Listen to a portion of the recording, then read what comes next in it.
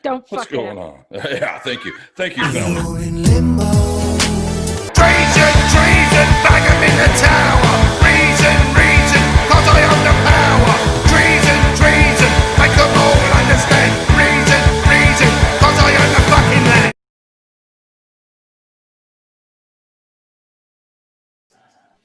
All right, everyone. This is a good night. We got Kevin back, and the mighty Cristian returns, having just released his fucking smash of an album. God damn it.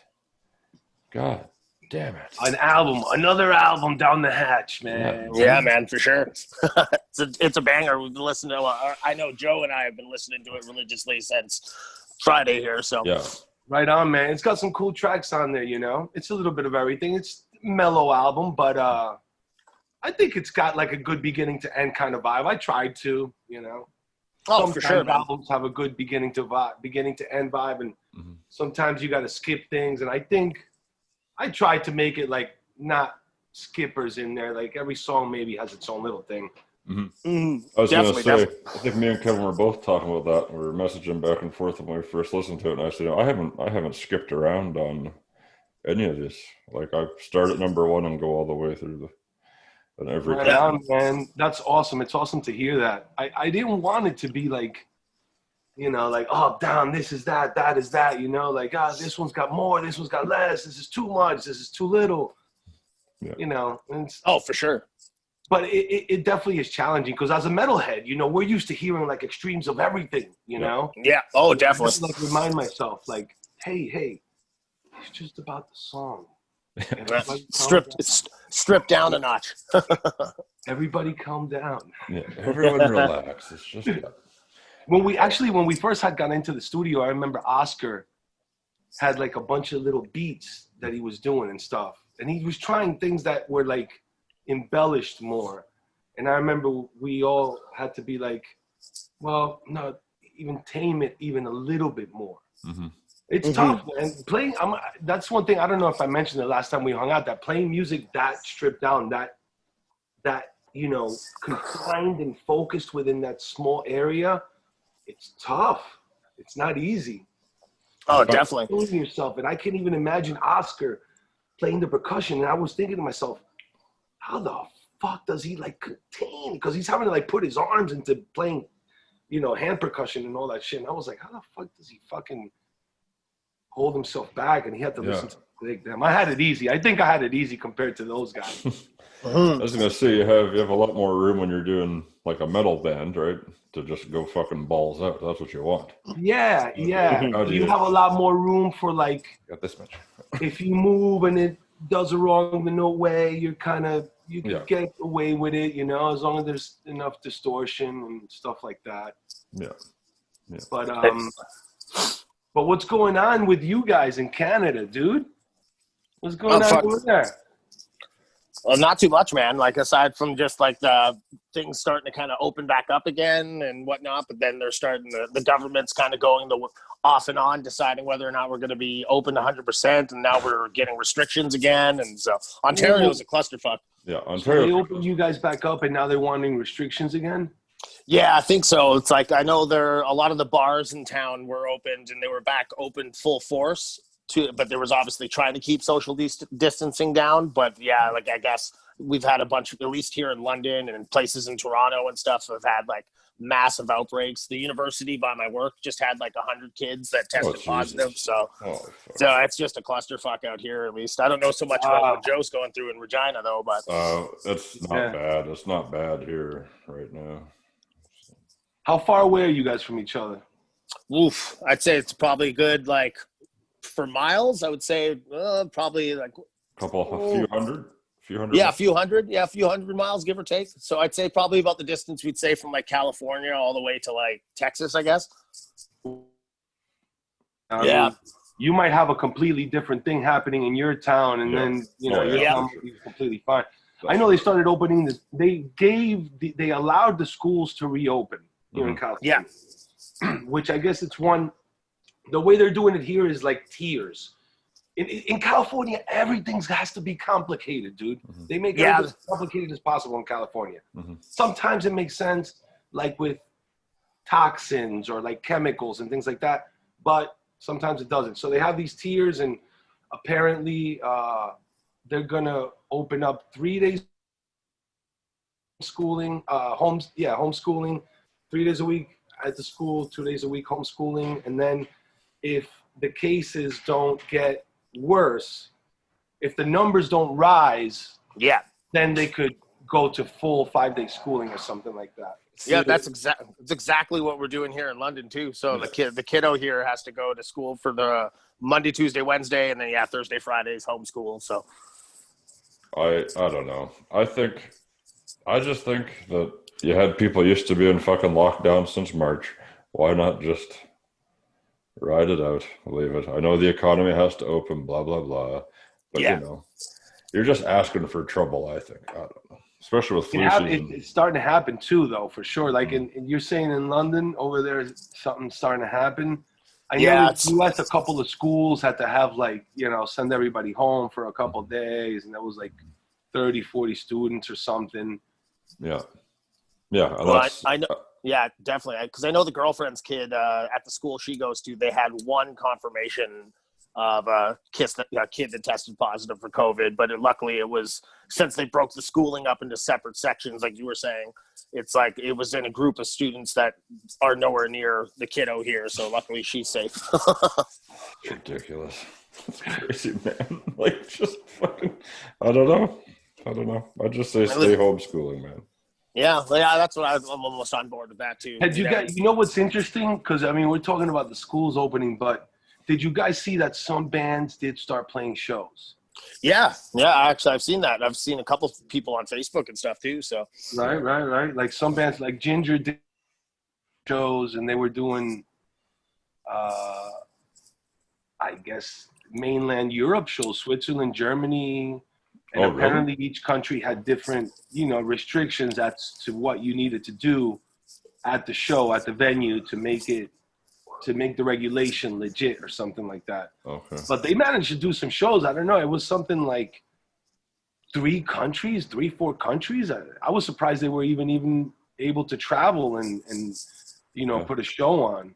Yeah. But what cracked me up was that at the show, one of the Swiss shows, in Germany, they gave them really hard restrictions. They wanted people divided up into groups of 10 or 5 or something like that. They didn't want anybody in the venue more than 5 people, 10 people together. Mm-hmm. But in Switzerland, they allowed 100 people together. So their fans were like, yo, that's bullshit. Why the hell were they hanging out? Why the hell didn't they let us hang out like that in Germany? Yeah, no doubt. And I was cracking up like, damn, it must be, imagine how complicated that is, having to go from country to country. And in Europe, in the US, we're used to this big ass country, and from Europe's small, the same country. Yeah. But Europe, you're like all condensed right there. If you go from like South Dakota to North Dakota, you're like in another country, completely different rules. Oh yeah, for sure. It's like that in Canada too, because our provinces are so fucking massive, and it's such a big gap. So it's like we got like some of the biggest land mass in like all of the world, I think too. I'm pretty sure. I didn't know that you guys had, but you guys have different laws, like from province to province there. Yeah, sort of. Like that. The ground, the foundation is pretty much the same. Yeah, pretty much. We have like the Canadian FBI, there's the RCMP, and you all like abide by that. But then you're still under the same kingdom. Yeah, I guess so. Essentially. Yeah. Fucking old queen and shit. Yeah, the monarch and whatnot. Yeah, Jesus. Monarchy. Yeah, the monarchy. You guys are freaking hardcore up there, bro. Over here, we're like liberal snowflakes, basically, with this democracy stuff. Yeah, exactly. Well, that's just us. There's still a lot of snowflakes up here too. Oh man, Jesus Christ! Yeah, I'm excited to see what happens in November up your way with the election and shit like that. That'll be crazy. Oh man, the country's so divided, bro. It's crazy. Yeah. It's crazy how divided people are in the U.S. Well, the problem is that both options are fucking bullshit. Yeah, yeah. And most people realize that, I think. Thank Most God. people Yeah. realize, like, come on, man, really? Like, you giving this or that? And it's like, there isn't really one awesome contender that, you know, everybody could see, like, is this Yeah. badass president that. Yeah, like a clear-cut one, right? It's just it just kind of seems like the typical political climate. It's either you pick from a giant douche or a giant turd. Yeah. Yep. It's like turd number 1 or turd number 2. Yeah, exactly. Brown turd or green turd? Which one is it going to Which be? one do you want? Yeah. I think That's a great analogy. I might have to tweet that someday. Yeah, This that election is like picking brown turd or green turd. That's right. That's right. It is. I'd go with green. Yeah, make it festive or something. It's just green. It's fine. I don't know. Dude, I don't know. They just came out with Homeboy's taxes too. That I shit. saw shook that. me. I That saw shit that. shook me, bro. I was like, "Are you kidding? No fucking way!" This dude, I couldn't believe it. Wasn't this what they were calling for from like the beginning of his presidency? Was to like get his tax returns or whatever and see what he's paying, and it finally came out now at election time. How They convenient. probably knew it. They probably, Yeah. they probably had it. They had But it. he'd been sitting on it for a while, I heard. So Yeah. They probably had it, and they're like, you know, I imagine they thought maybe he would release him, and if he wasn't going to, they were going to put him out. Probably that's the way they probably had it lined up. yeah, he probably held on it for as long as he could until it was absolutely necessary. That would be my assumption. Yeah, but I was shocked when I heard some of the numbers, man. I was like, damn. I mean, is it justifiable to let? Because it's a good question in society, you know, at the stage we're in this world. Mm-hmm. Is it justifiable to let billionaires be able to hardly pay any taxes if they wanted to? No, I don't think so. No. It doesn't feel like it would be, right? Well, You know? because no matter how much money you make, we still have to fucking pay taxes. Right. If you have And fucking nothing. Think about people that are paying higher taxes that barely have any fucking money. That's just it. It's like, why are you taxing? Taxes than They're taxing everybody at the same level. So that, except the billionaires. But Yeah. You're charging the billionaires It what would they at charge. least, but I agree with you, it would at least be fair if everybody was taxed at the same level. Yeah. And it would at least start at that. If it began at that, like everybody pays the same amount of taxes, nobody's special, I would understand that. But like, no, if you make, if you make 10 million bucks in 1 year, you could write off 75% of your taxes. But if you make, 60,000 bucks in 1 year, you can hardly write off anything. Exactly. Yeah, it's ridiculous. That makes sense. That just doesn't make any sense. No. Yeah, it definitely sucks having to go through each tax season hoping that you made under 40. And I know that you guys in Canada have it even tougher than the U.S. You guys up there got a real fucking hard tax code up there, from what I hear. Well, I don't know how hard it is, really. I pay my taxes and shit, but I don't. Mm-hmm. But is it like, are the percentages like deep? Oh. What were you saying, Kevin? It's like if you make over 40 grand or 50 grand or something, you get taxed higher. Yeah, essentially, like I'm kind of barking up the wrong tree here, Yeah, but I'm a I might fucking be giving moron, misinformation. But that being said, is like I know enough that if like you try to get the 38, like no higher than 38,000 to 40,000, or else the government takes. Don't know the exact numbers, but they take more money essentially from you. So once you do your taxes, you pay someone to do your. If you pay someone to do your taxes, they're just going to tell you owe them like $1,000 or something ridiculous. Yeah. Yeah. It's similar here. The tax codes, the more you make, the more you're supposed to get taxed. But apparently, But no, if you're a billionaire. at the very top, these guys that have like billions and billions of dollars have accountants that are doing all sorts of shit. Like apparently Trump had some money that was supposed to come to him through his company sent to his daughter or something like that. Mm-hmm. Like the money was sent to Ivanka or something like that. I can't remember exactly what it was or what it had to do. Oh, consulting money. It was consulting money.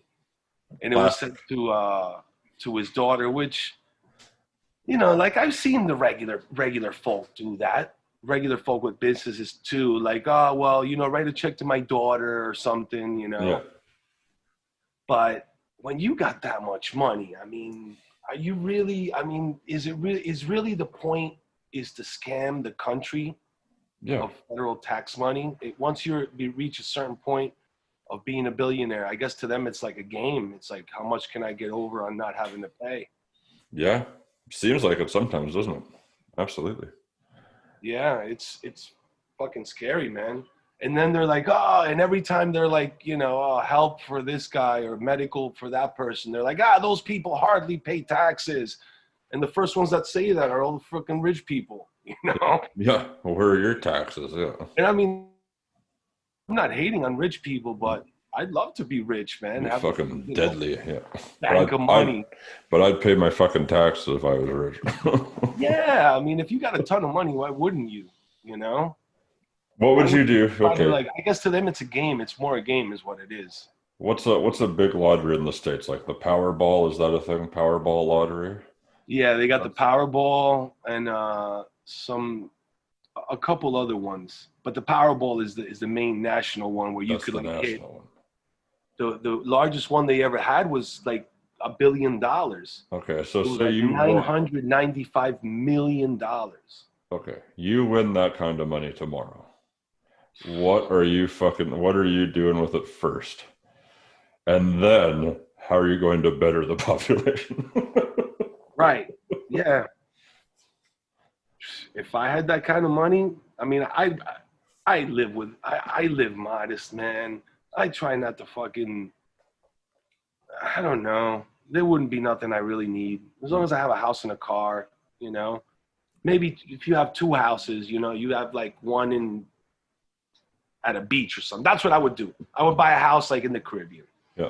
And just rent it out and I only go there on vacation. That's about the only thing I could really think off the top of my head I'd do if I had like a gang of money. I'd have to have a gang of money, though. Yeah, you'd have to have a lot. And then what would you do to like give back to society besides pay taxes? Would you set up something for kids? Would you, like what would you do? To give back to society? Yeah. Man, I imagine with that much money, you have to set up something, right? Because it becomes too task-driven to look for individual people to donate to. Yeah. Ultimately, if you ask me, the best way to donate is like find a family that needs help, give them money. Yeah. Like legitimately look for like a family that needs help. Because there are people that go and ask for help, but most of the time,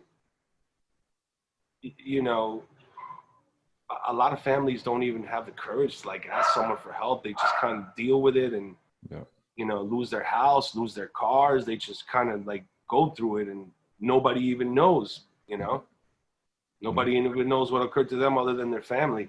In my town where I live, that just started happening with the COVID closures because a lot of big houses, big mortgages, and nobody was working, there wasn't work. And I'm sure people right now are having to deal with foreclosures and shit like that. Yeah. Yeah. Fuck, I don't know. Maybe housing. Housing for people that need housing sounds like the right thing, I think so too. Yeah. Because at least with housing, then from there, you could think of other ways to help people, but at least with housing, like families that need a house, somewhere to go. Yeah. And some families live together and they have like 10, 15 people in one house. Yeah. You that's could debate that the kids would grow up fine, but would they grow up, and have better access to more education and stuff like that if they had more room to study in, things like that, Who knows? I don't know. Yeah. Who knows? What would you do? What would you first buy with the money? First thing I'd buy is I would buy like the Gravedigger monster truck and just park it on my lawn. I'd never fucking drive it. Just so people knew that I had fucking money. And then so they know, like, that dude, he got that off with that truck. Not fucking around. I have money, but I'm not an asshole. Then I'd probably, I'd do something to help locally for sure. I don't know, build like drug treatment centers or something, or, some shit like that. Something. If you got that much money, I feel like you got to do something. Yeah, and locally is definitely like a good way to go about it if you think about it. Yeah. Because locally, you can impact directly. Yeah. You know, Yeah. if you have a ton of money and you start focusing on your own community and like building a recreational center for kids. Yeah, something like that. Something to help in that sense. Like there's a lot of shit here that needs to be fucking fixed up, and the government doesn't necessarily do anything about it. So I don't know, if I had like almost $1 billion, I could find something good to do with it. I'm sure if I looked around. $1 billion just sounds like good fantasy money for 2020. Yeah, that sounds good. Like with $1 billion, you can do everything you need to. You can do anything you need to with $1 billion. That is true. You can solve a lot of problems with that kind of money, dude, for sure. You sure could. That's true. And the funny thing is, some rich people will also be like, and we're just cracking on rich people at this point, right? Yeah, that's fine. God damn it, they got so much goddamn money. Yeah. But like rich people will be like they'll be like, with more money, I have more problems. Yeah, more money, or the more you make, the more you spend. Yeah. Break it off then, bro. Pay somebody else's bill over there. I don't know.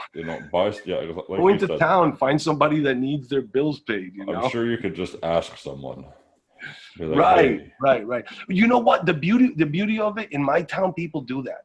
In my town, since the COVID shit started happening, nonstop on the forum, on the public forum in my town, you see people thanking, hey, I wanted to thank the person that was at the supermarket yesterday.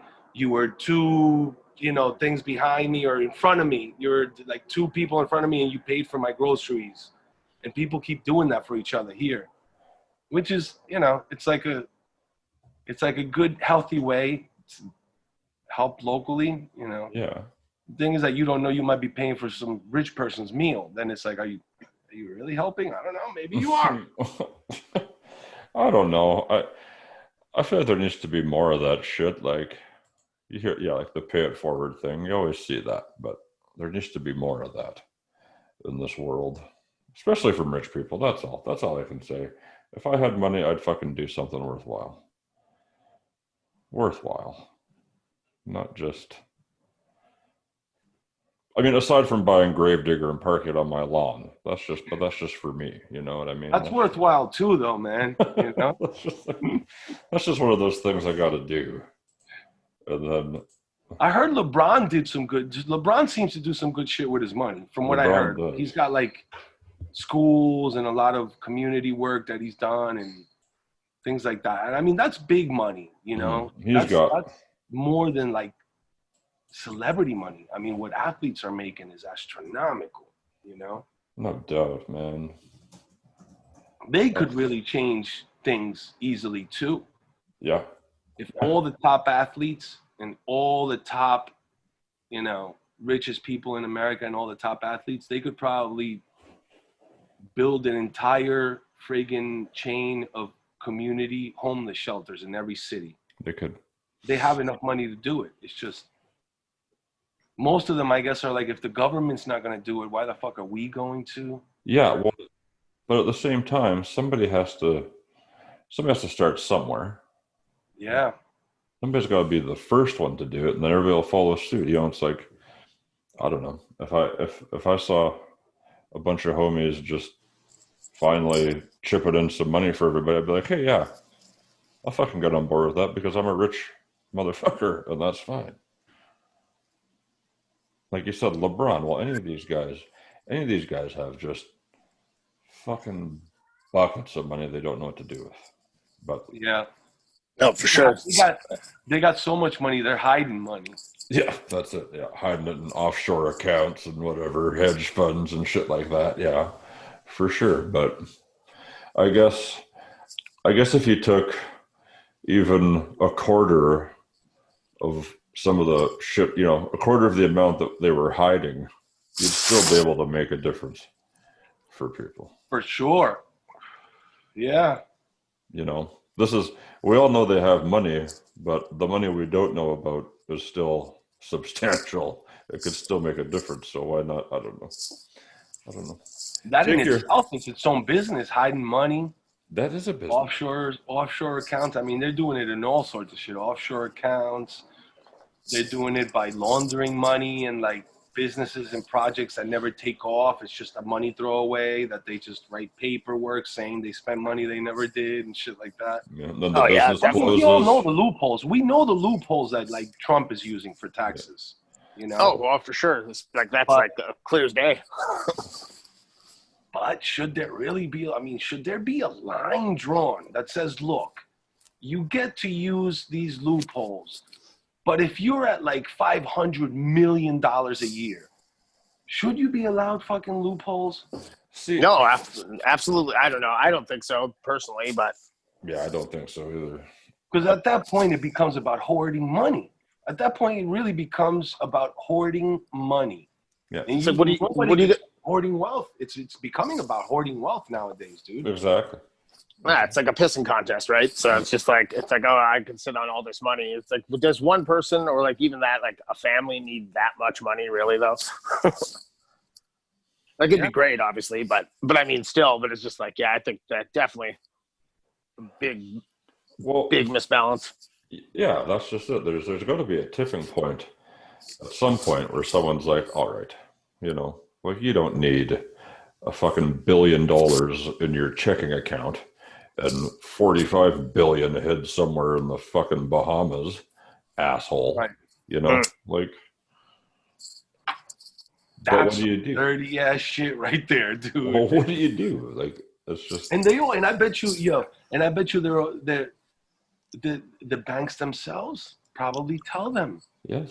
You know, like, hey, well, you have all this money. We have ways we could put it other places. If you give me some of that money, I'll take care of the rest of it. Yeah. And the problem will always continue. You know what I mean? There's not enough people left that, because money is everything to everybody now, right? Cash is king, and that's what they say. That's it. But I don't super care about it. I have all that I need, and I'd rather help somebody who needed it. You know? Yeah, so I've never been like I need to be rich per. Yeah. Like if money comes. I'm not. You know what are you gonna do? Yeah. Yeah, it's the key is just having them enough of it to kind of be comfortable. That's really the thing. You don't need to be like over the top. Just be happy you're not struggling like so many people are every hour of every day, right? Like that's. Oh yeah, dude. It's especially right now. People are in bad situations. I mean, families with mom and dad out of work. You know. There's a lot of bills. The landlord's like, yeah, you still owe me a whole 6 months of rent, and they're like not even back to work yet and shit like that. Yeah, there's a lot of uncomfortable conversations that have happened, you know. The worst, here's a bad one. Yeah. Businesses that were told they had to close, and this is happening to one of my homies. My homie is happening to his business. Businesses that were told you have to close because that's it. You can't have people in your business while this is happening. Mm-hmm. But all these businesses are still going to have to pay all that back rent. Mm-hmm. Oh yeah, that's just digging them. Almost 7-8 months. You know, if you're barely starting to open your business now, you're looking at like, 25, depending on how big your business is. But you could be looking at anywhere between 10 and 50K of just rent. Just back rent. Just back rent. Yeah, alone. It's crazy. It's devastating, man. Yeah, it's like pretty much half a year. You lost like the loss of like half a year's worth of business. You know, that's just it's crushing for a lot of places. So yeah, the transfer of wealth is insane because the people that are doing well, they could tolerate a long period of like not having income or not having. And they would, their investments do well and stuff like that, but. They wouldn't even notice anything. But, you talk about some of these families that are completely fucked over by this. And it's like $200 one way or the other makes or breaks that family on a paycheck. Oh, yeah. Sure. Think about $200 is whether they have a cell phone next month or not. Exactly. Yeah. It's fucking crazy. $200 is whether everybody's gone through car insurance and could even drive it or not. Exactly. Can you have to, like one time? I was so fucked up with money one time that I had to like choose between mortgage payment or plates on my car to get to work to make money for the mortgage payment. So I was a day away from payday for the plates. I got fucking pulled over for no registration. That's a $500 ticket. Oof. So I got that, and it's like, fuck, man, like, what? That's not easy. That was like 10 years ago, but still, it's like, holy fuck, like. Oh yeah, we've all come on those hard times. Like, Dude, and when things like that happen, where like a mistake happens, and you're like, "Fuck, this is the wrongest time for this to occur." And that's shit what like that always happened to me before, man. Yeah. Man, some people, and even with shit like that we go through, some people, imagine some people that hardly have anything.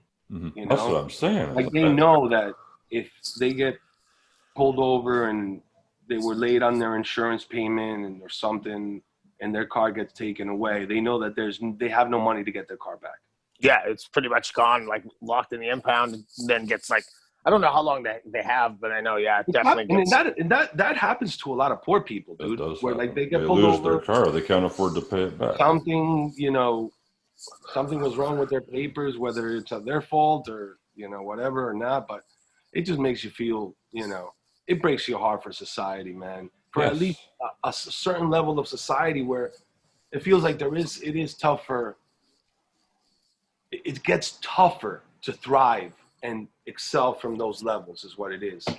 Yeah. I don't think for sure. some people can't do it. It's just that the further that the divide happens with money and that the disparity continues to grow, the harder it is for those, just regular people that come up in inner cities to really break out of that, to have I guess a more valuable real estate in life person, not just a house, but like their own life to have more valuable real estate, Yeah, definitely. And yeah, I know that shit, man, a couple of times. Let's see, when was I the poorest when I was a kid? I'm trying to remember. Was it in Venezuela? No, it might have been when we were in Brazil. Yeah, it might have been when we were in Brazil. My mom hardly had any money, and we were traveling to Venezuela from Uruguay. And we happened to be in Brazil, hardly any money. We only had enough money to get to Venezuela. And it was, oh, wow. My mom had to make choices like, what am I going to do? Feed my kid or friggin', take a shower tomorrow? Right. It was insane. I remember my parents getting sick and shit, and they wound up getting hepatitis from some water they drank while we were traveling. It was fucking insane, dude. Holy shit. Yeah, that's crazy. I got that good South American poor experience. I mean, when you're poor in South America, dude, you are poor. Oh yeah, 100%. I was gonna say that's like polar opposites, man. It's just crazy to think about how like it is different everywhere around the world, and it's like you got to be grateful for the little things and stuff, especially. Yeah. Think about, like you said, poor in South America. US, you see it. Even in the U.S., you see those disparities. You don't see it as big in the community, like in Venezuela. You'll see, half of the population lives in poverty. Yeah. Yeah, that's just such a population. That's a bummer, man. Yeah. And some people debate what the poverty line is in the U.S. Because they say some people say that 15% of the country lives in poverty, and then there's some people that say no, that 35% of the country lives. I think it's like fucking 40. Yeah, I think it's got to be somewhere around that. It might be. I don't know. You know how those arguments go. Oh yeah, no. People that got money, they argue that no, it's not that bad. You're exaggerating. The people that don't have money are like, bro, it's fucking bad. Yeah, it's like they're just doing their best to kind of like keep it covered. Like just be like, yeah, it is what it is. But they try to not shine the light on it, I guess. Yeah, it's tough, man. Fuck, dude. Well, everybody just tries to keep painting a fucking pretty happy picture of society all the time, and it's like, how can you? How can you anymore? There's nothing. Yeah, it's definitely dark times, man. Yeah, a lot of shit's come to light that's fucking disgusting, and you can't paint over it with anything. It's fucking garbage. Like, you have music, thank Christ. If you didn't have music, you'd be fucked. Yeah, no doubt. That's like the Yeah, only for sure. escape from the bullshit. Other than that, it's just it's another day in the fucking killing fields, boys. That's all it is. It's fucking crazy. Yeah, truth. Do you think that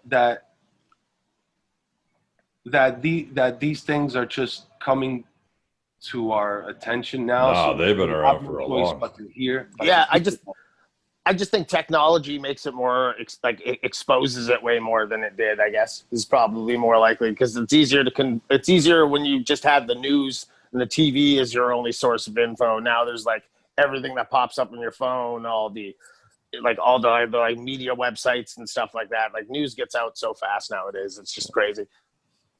Yeah, man. Yeah, because I mean, people are people. We've been fucked up for a long time. We've done some fucked up shit for the longest. Yeah. And we probably haven't changed. It's just that we've like technology has made us feel like we have evolved a little bit, and maybe some people have, we've at least. I mean, humans, we all take showers now. Remember, like back in the day, people took one shower like every 2-3 months or something like that. Yeah, exactly. At least now, but we're still some freaking pretty fucked up individuals, man. Yeah, but you're fucked Some up of the individuals. things that go on are kind of, and I don't think that it's the normal person. The more normal people that I meet, the more that I'm like, they're trying to get by. Without getting in somebody else's way or without having somebody get in their way. But it feels like the entire system that we are built on it really is corrupt. Sometimes it works for some stuff that's great. And then, sometimes it's like, I don't know, completely corrupt. Well, it seems like Crazy. We just caught some dude over here in LA that he took like $20 million in bribes for development in Los Angeles County. okay. And he was just taking millions of dollars of bribes to just basically hand over Land? development contracts to the guy that was buying them out. So if they were like bidding for the development on a building in downtown LA or something. Oh, wow. Basically like 20-30 developers would bid for doing the development there, and then the city gets to decide who gets the contract. And there was some dude, and I bet you this happens in every city, man, and it's famous in New York. I do remember that in New York it's famous to have real estate money passed through mafia hands in order for it to get to the government so that you can get that lot that you want. Yeah, man, that makes sense. Yeah, truth. I guess. I imagine that it's the human nature, man. Fuck, we're greedy ass motherfuckers. Yeah. Yeah. We are 100%. greedy ass motherfuckers, man. Damn. Yeah. Kevin looks all hard in this picture with the I know, camera. that's like, Yeah. shit, we gotta get rid of this guy. No, Got the we're back. Whoops. Yeah. I love that album so hard, the Hammer Smash Face album. I used to love Oh, dude. Yeah, man. Cannibal Corpse is my first, like, when I was like really, really young little laddie. I definitely was one of the first big death metal bands that got me into like the really heavy shit. When did you first get into metal, Kevin? Oh, dude. For me, would say probably like, I'd say 94. 94, I would right? say. Yeah, because like 94, I remember I can always attribute it to seeing the Metallica music video for one. And I remember like being young, not understanding like just I listened to like Nirvana and Offspring at the time, but then it was my first introduction to metal, like literally. And just when it gets into that heavy part, just that part, like that the guitar riff alone just defined the rest of my life from there. So that was a good era too. Yeah, because then from 90 on, metal started really getting really extreme. Because Death was like 89. They put out Scream Bloody Gore in 89. Yeah. And that was like, and as far as the Scandinavian metal, like Carnage and Entombed were already forming like in 90, 89. I feel like 89 was like the year where metal really tipped off. Like, yeah. I think something.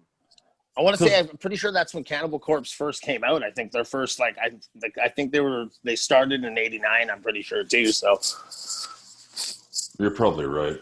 I don't know enough about Cannibal Corpse. I listened to them, but I don't know their history. God, it was one of those. They were like the Godfather into like death metal. Opened my eyes to everything else metal. I've seen them live a few times. They're fucking killer live. Yeah.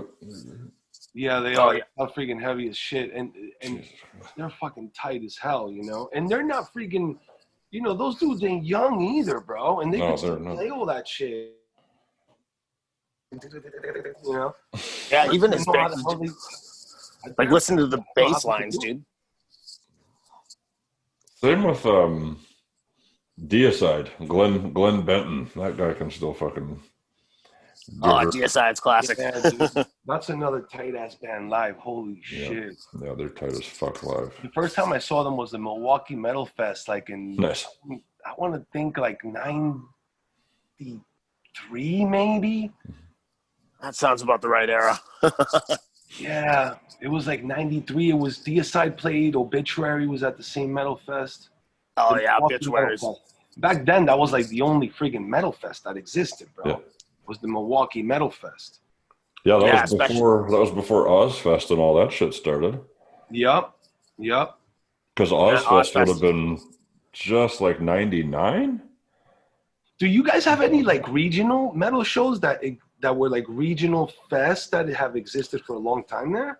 Not here. Not really. Yeah, not particularly here. Like I know out here in Eastern Canada, like Quebec and Ontario would always have they have yearly festivals and stuff, but it's never like a touring thing or anything.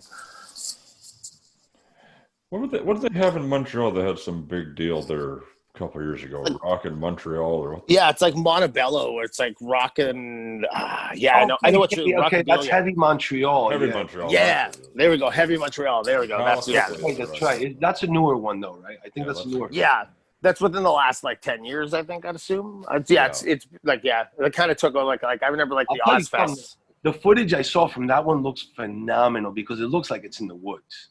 It looks like it's like there's massive fucking huge trees, and like the second stage was like in the middle of this huge forest or something from the footage that I saw. It looked like the most Sasquatch fucking second stage I have ever like. That's fucking bust out of a tree. That's Canada for you, baby. I loved it. I was like, shit, that's fucking badass.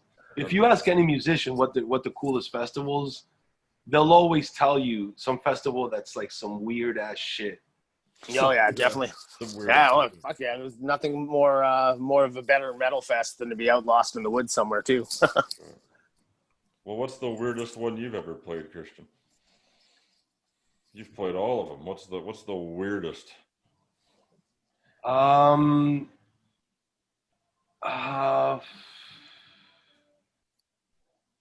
mean, the European festivals are always very memorable because it's a ton of metal bands. It isn't like a US metal festival where, for example, like the Mayhem Festival, right? It was a festival and it was a traveling festival, but it wasn't like 100 bands, right. You know? It was 20 bands. It was manageable, you know? Yeah. But in Europe, they have 100, 150 bands, 200 bands, and they're all metal bands on one festival. Yeah, like whacking and shit. Yeah.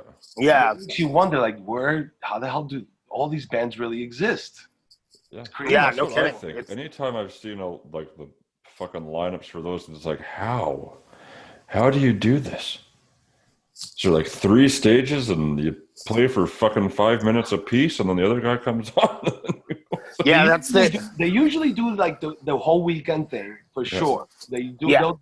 And some of them, notice how festivals used to be just Friday, Saturday, Sunday. Now they're Monday. Now you're even starting to get the Thursday. Or Thursday, yeah, that's true. Now you're even getting the Thursday. And they might even, who knows, they might do like the Monday after party or something like that. But that's the only way they did it in Europe was the camping thing. And, you know, they had the fans at the campgrounds. Mm-hmm. And like about maybe 30, 40 bands every day is the only way. And then have it like 3-4 days. It's like I love live music, but I don't know if I could do that many bands a day, dude. And Yeah, then that's a lot. and then still be there the last day. That's what I'm saying. I could maybe Not still be there the last day and not be half dead. Yeah, I went definitely. to in my province we have they used to have called Rock in the Valley, so it's Craven Rock in the Valley, right? Oh yeah, I remember that. Before they switched it, you know Kevin. Just before they switched it back to like country, the Craven Valley Country Jamboree. But before that, they'd bring like the year I went, they had Finger 11, Evanescence, Sum 41, ZZ Top, fucking. I saw Nazareth. That was the shit. And like just some other Canadian bands and stuff. But like the point is, that was a big festival too, a 3-day long thing. And I was so fucking drunk for all of it that I just, I was barely alive. I didn't even stay for like Evanescence on the last day. I was like, I have to go home now. I can't. I don't care. Oh man, I remember I went to the what was it, the 90-something Woodstock? I forget which 99? 99? Oh, Or the 94? No, the 94. I went to the 94. Okay. Yeah, I went to the 94 one. I remember after the first day, halfway at the second day, I was like, yo, this is too much. Yeah. I felt like I couldn't even handle it. That's gross. Oh yeah, those outdoor festivals, drinking, being out in the sun, just being out in the sun that long is already bad enough. That's but probably it. And then also imagine, I remember the thing that really kicked my ass was having to sleep in the hot tent after hanging out all day, after like getting wasted all day, having to sleep in the hot tent. I remember it kicked my ass. Yeah. Definitely. It's just shot. Like, I mean, it was still a good time. I was young, so when you're young, you can get away. Yeah, exactly. We can get away with that shit back in the day. I could never do it now. Yeah, and now no matter what I do, if I'm too tired, if I didn't sleep enough, my day is shot, dude. You keep weird fucking hours, bro. Like you're like respond to my DMs at like 4 a.m. or sometimes. It's like sometimes I am. I don't know. What's happening, Christian? You need your sleep. I'm like on like stage time, you usually like go on stage like around 10 p.m. and then by the time you fall asleep, it's like 4 a.m. or something. Yeah. Oh yeah, especially with the adrenaline and stuff too, right? Yeah, or if you want to like eat something, you don't want to do it right after the show. You want to wait or take a shower. That in itself, just getting off the stage, being a sweaty ass motherfucker, taking a shower, eating, that in itself takes like 2 fucking hours. Yeah. Oh yeah, for sure. Especially, man. And then by the time you're like, maybe I'll watch a documentary or something, you just want to feel a little bit of any normalcy. And it's fucking touring is exhilarating and fun, but you're also like trying to hold on to any kind of little normal thing you could hold on to, any kind of for sure consistency or things you could do every day that nobody's going to change on you, like watching your show at the end of the night, or if it's a video game you like, like Aru loved video games, and that's the thing he would do. Yeah. I know Diego used to listen to podcasts, and everybody had little different things from what I can remember. That's hilarious. What's like the one shit you guys do when you travel you gotta do? You gotta take with you? It's gotta be music for me, but I don't travel much, man. I used to travel a bit. Just within my own country, but I don't know. Always music. Long bus rides, I'd take my fucking little shitty laptop and watch movies or some shit. That's about it. So if you don't travel much, then you probably have a hell of a time trying to pick what you're supposed to take with you then. That's right. So how do you fit your life in a fucking suitcase for like 6 months? After you do it so long, dude, you wind up realizing like what you really need to make sure you like don't go, I forgot this, you know. You don't need much to really get through it, you know. What was an example of something that you couldn't live without on tour? Like, keep in mind you toured at the upper echelon of touring. This wasn't like slumming it out in the fucking caravan at one point. The one thing, I mean, the one thing that I really had a hard time compromising with always, even if they tried to convince me to compromise, was sleep. Yeah. Like if they tried to like get me, and we've done it where it was like 6, 7 shows in a row, and they were all play the show, fly the next morning, play a show, fly the next morning, play a show. All like shows and flying every single day. Mm-hmm.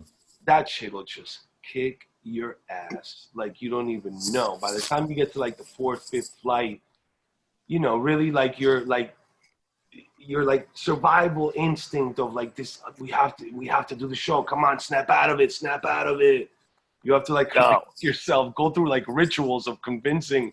I mean, at least with me, I had to, you know, I had to convince myself so many times, like in Russia, where like the time is completely opposite. Oh, wow. And we were in Europe, but had to fly overnight, and none of us hardly slept. And we got there, and it was like, all right, go back to the hotel room, sleep for an hour and a half, 2 hours, and we're going to the venue.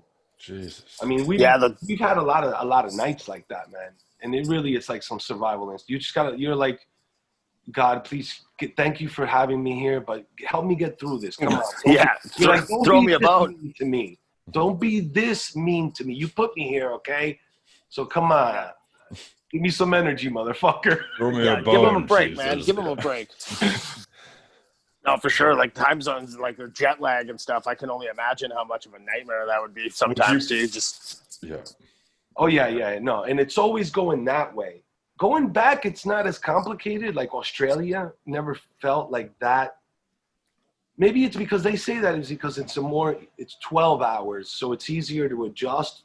Yeah. Something that's like 7 or 8 hours different. Yeah, well, it's probably because also your body is adjusted to that timing. So it's just, I think it's like, yeah, if you have to go there, going back would, I guess, naturally be a little bit easier because you're just kind of easing back to what you were already accustomed to, I guess. But yeah, maybe. But I know the time zones, man, always kick my ass, dude. Yeah. So would you prefer, I guess, touring on your bus where you would have your bunk and you could sleep and shit after a show as opposed to like touring on buses is like, if you have a comfortable riding tour bus, you're living like a king. Yeah. You know?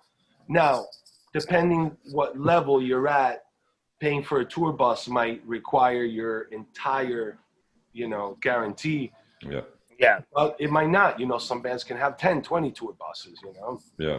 They got plenty of money. But if you tour manager that's got everything lined up for you and everything is set up, you're not like having to worry about where are we tomorrow, how are we traveling, booking a hotel there or something like that. We just drive and show up. You're like living like a king. It can get tiring because if you're in a bus and you're traveling through time zones, you're having to change time zones, but gradually and you're doing it every couple of days, you're changing a time zone. By the time you get to day 30, you could kind of feel a little bit, like maybe worn down, but it's nothing like having to fly and play. Fly and play will fucking kick your ass within a week. Oh, for sure. Oh, shit. Within a week. Yeah. On a tour bus, if you could rest on a tour bus, if you got AC on a tour bus, that's the most important shit. Yeah. Oh, for sure.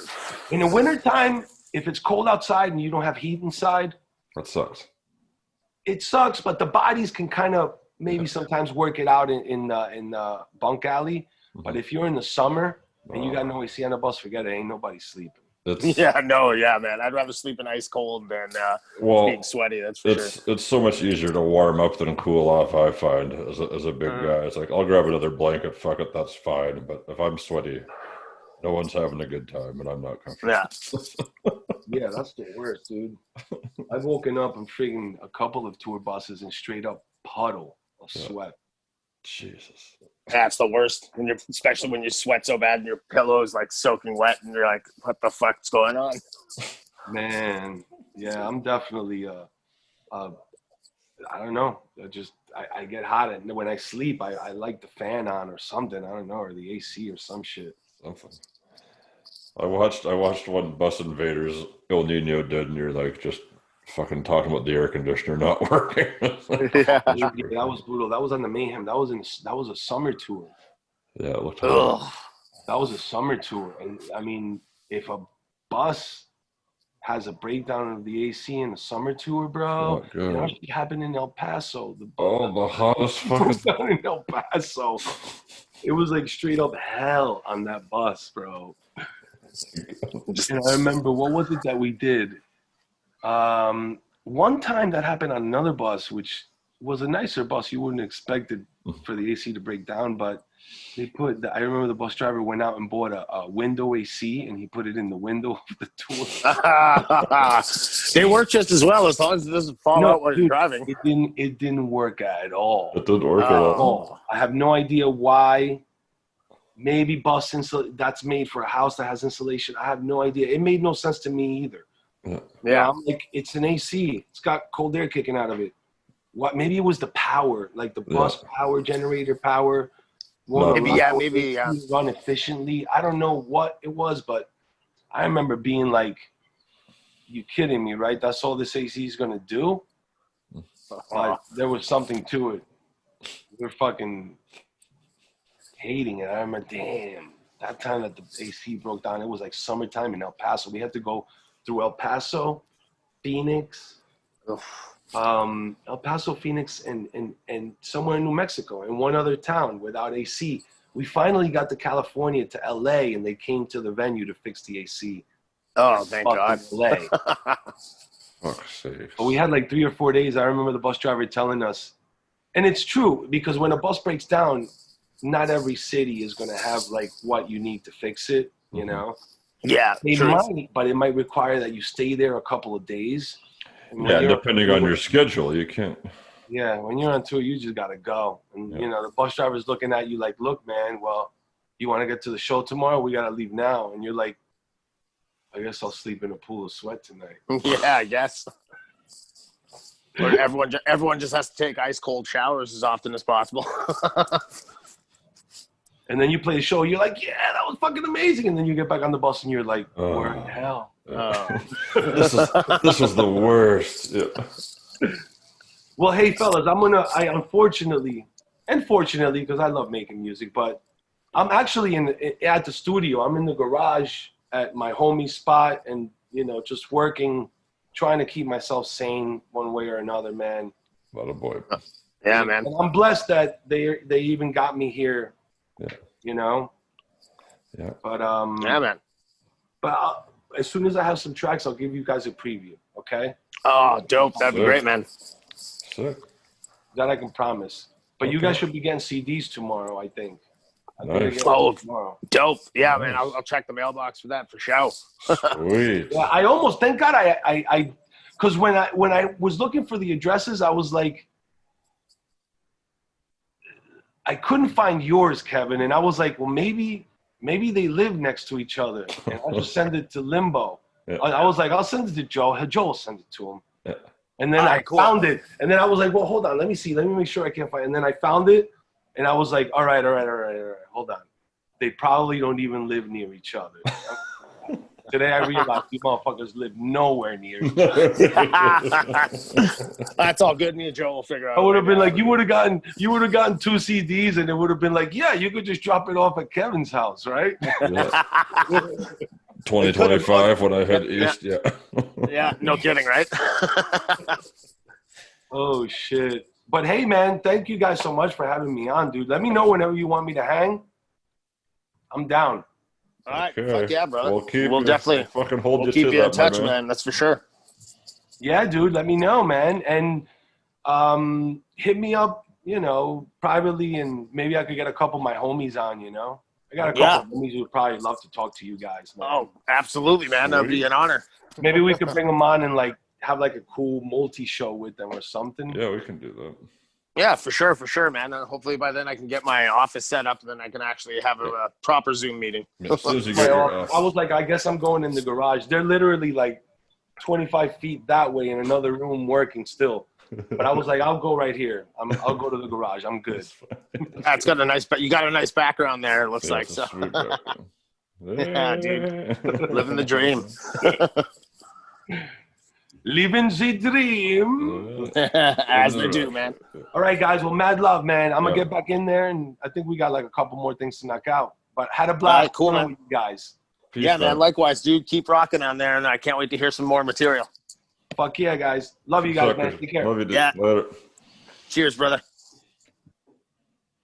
Oh, Cristian. What a swell chap. That was definitely a good talk, man. Yeah, it's a bummer that cut out there for a little bit there. Well, yeah, I don't know the hell that was all about.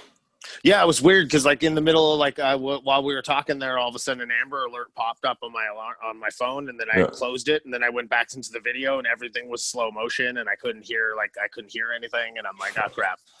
Fuck, whatever. That's all good. That's all good. No problem. Yeah, man, that was a pretty good chat though. So like, nice to hear that he's going to be doing some metal stuff coming out. Sounds like. Yeah, I'm excited. I'm excited to hear what he does then. That's crazy because, you know, you think about this album, it's the furthest thing from metal. I don't mean that in a negative way. That's like, yeah, I like, there's so like too many songs to like, not even like, I can't even mention like so many of the songs on there. Like Bring You Home is definitely a good one for me. Yeah. Blame It On Me is another good one. Catchy. Yeah. Blame It On Me, I love too. Well, he did it in such a good way where he started with Say Hello Again. Yeah. And I thought that when I first heard that, I thought, well, it's a brilliant opener. Starting point. And then to go Die Alone as the second one was great. You know, he kind of built it. Each song was going up and up and up and up and up, I thought. Well, yeah, like especially like it's funny because my dumb ass when I first listened to it forgot to turn it off shuffle, so it jumped around, so I didn't actually get to listen to it all the way like the way it was supposed to. Yeah. But the last couple times I've like listened to the album like probably like 5 or 6 times now. But yeah, just fucking beginning to end is just brilliant. So I love how he caps it off with El Nino water, like the two. I think what is like How Can I Live and Numb are the songs from El Nino, right? Yeah. I was just like how he like slipping those ones in there too. It was good, man. The acoustic, the stripped down version of How Can I Live is fucking phenomenal. Oh yeah, for sure. That was one of my favorite El Nino tracks besides the whole Revolution album. Yeah, the Revolution album was definitely my favorite, but yeah, Confessions was those are my top 2 from them. Yeah, absolutely. Definitely. Like, cause like I remember what's it called again?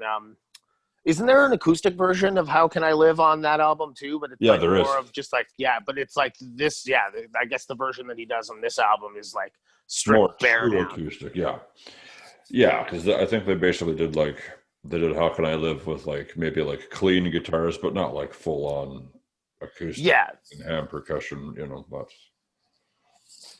fucking brilliant album, man. Great album, dude. Yeah, I don't know. I'm happy he did it because we've both been huge fans, I think, of Cristian for a long time. Like I'd almost say like almost since their entire career. Like I was gonna like segue when we were talking about tours there. I was like Ozfest was my jam. Like Ozfest every year. That was where I think that's where I first heard of him. Yeah, that's a lot of those bands from that era, man. If it wasn't for Ozfest, that like it was just because I followed it. Yeah, and that's how I discovered new bands. Before the internet, it was like before you could just fucking Yahoo search something. It was just like you see what the lineup for Ozfest is this year, and you're like, oh, I haven't heard of like 8 of these bands. I'm going to listen to them. Well, that's how I first heard Mudvayne too. I think was on one of those Ozfest CDs. Oh yeah, definitely. Yeah, man. Mudvayne. I remember fucking so many bands like I'm trying to think, like Spine Shank, fucking Taproot. Good Lord, fucking, it's like a who's who of almost every band I've ever gotten into was because of Ozfest back then. Yeah. So. Yeah, that's right. Yeah. And fucking El Nino's been fucking killing it for a long time. So. Yeah, they have been. Yeah. So it was cool to, I don't know. I feel like we're spoiled that we can talk to him, It's good. Yeah, no doubt, man. That's pretty dope. So, man, it was a pretty interesting chat. I just really wish I didn't get cut out for that 15 minutes. We talked about there's a lot of talking about what we would do with money if we won, say, like the Powerball lottery, and it's like $95 million and shit like that. Yeah, I think I came in right at the ass end of that, and I was like trying to ease back into this, figure out what they're talking about. Do this as discreetly as possible. We said, what did I say? I said something like, if you won the Powerball, what's the first thing you buy? Because you have just an obscene amount of money, and then what do you do after that to try to like better society? That was the question. Okay, cool. And he But said, yeah, I was just like, he'd I'm buy like, a house in the Bahamas or Caribbean or something like that. And I said, I'd buy the fucking gravedigger monster truck and just park it on my front lawn and not drive it. oh man, I Just miss so those old people knew monsters. I had money. Yeah, true that. I'd go for something a little like, pretty basic, I guess. Probably, just like cabin out somewhere quiet and Yeah. peaceful, fucking lake to go chill out at, man. I'm a simple guy. So Yeah. fuck, I'd even be down to live in an RV and just drive. That'd be the shit. But a nice RV. Yeah, oh yeah, for sure. That's kind of the old retirement plan I'm holding on to right now. So Oh boy. That's a good one. travel like nomads. Why not? It works. It works for sure. Well, cool, bro. That was a good one. Yeah, man, for sure. Oh, fucking, what's it called again? I'll check out the schedule again, but I'll try to be on here a lot more frequently as of probably coming up on this weekend here. Okay. We'll see. Awesome. We'll see what goes. I'll keep you in touch with the one we were talking about. Yeah, Dry Kill Logic. Yeah, hopefully. And then, Friday I've got a good one. It's a one-man punk band called This Side of Anarchy. They're pretty good. He's pretty good.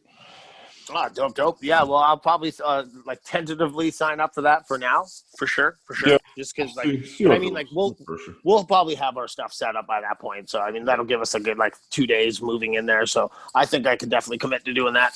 Sweet. But yeah, October 8th, you'll want to be sure you're around. That's a Thursday. Yeah, for sure. What do we got going on in that one? That's White Collar Sideshow. They're fucking awesome. Oh, killer. Fuck yeah. Sign me up for that one too, brother. Yeah. The rest is just, yeah.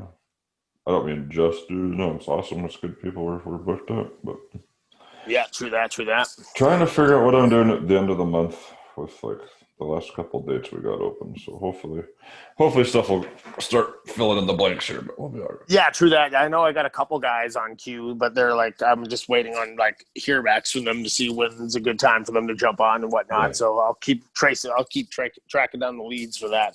Yeah, that's cool. Well, maybe we'll try if we got the room, I'll see what. I'd like to have Cristian once a month and Fallon once a month. Yeah, that would be a fucking killer, man. Because Christian's he's fucking. You can get talking to him about anything. It's awesome. Yeah, it's great. Literally. Yeah. And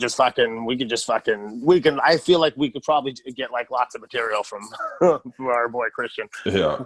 And it's the same thing with Fallon too. You just get going with her. She's hilarious. Yeah. Man, I was fucking devastated about having to miss that. I was just I just didn't want to be that guy where I fucking have to run and take shit breaks during the fucking.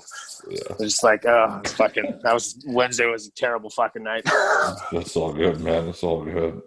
Yeah, we'll figure it out, dude. We're rolling along. Anyhow. Yeah, for sure, man. Okay, well, I'll let you go here. I should probably get fucking laying to bed since I got a fucking good long day of packing and sorting and getting the elevator booked and shit.